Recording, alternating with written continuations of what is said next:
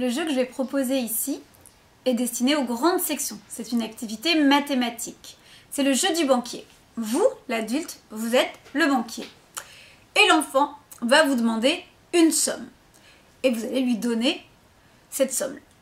Peu importe, à vrai dire, si vous voulez inventer une autre histoire, vous pouvez inventer tout à fait une autre histoire.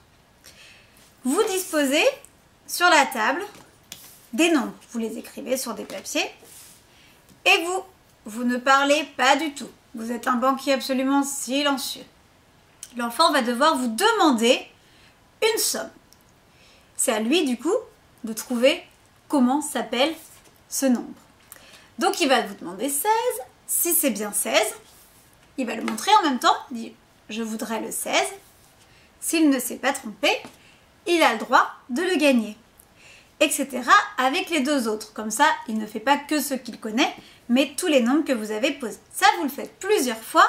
Vous allez, globalement, on travaille entre les nombres de 10 et 30. Voilà, ceux qui posent problème, ce sont le 15, le 23, etc. Donc, on va travailler entre les nombres de 10 à 30. Ensuite, une fois que ce jeu-là a été fait plusieurs fois, on va enlever les nombres et là, vous allez dessiner, tracer sur des papiers des quantités. Donc, soit il y a plusieurs manières, donc soit vous le faites en deux fois, soit vous mélangez, peu importe. Vous pouvez faire juste des points comme ça, peu ordonnés. Du coup, il faut que l'enfant les compte.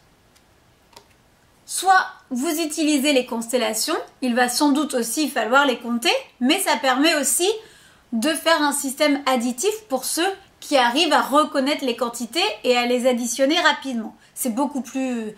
Ça demande plus de travail, mais certains peuvent y arriver. Après, on peut tout à fait compter les points un par un aussi, il n'y a aucun souci. Donc, vous disposez les 3 cartes devant vous. Et là, l'enfant ne va plus parler non plus.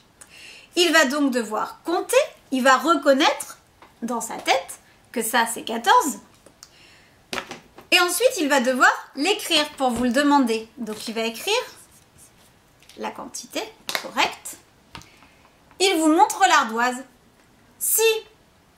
Et il vous montre toujours la carte en même temps.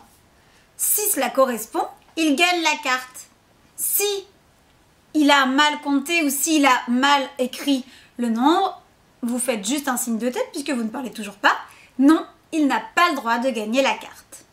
Ça permet évidemment de s'entraîner à compter, de savoir comment on dit un nombre, de savoir l'écrire, etc.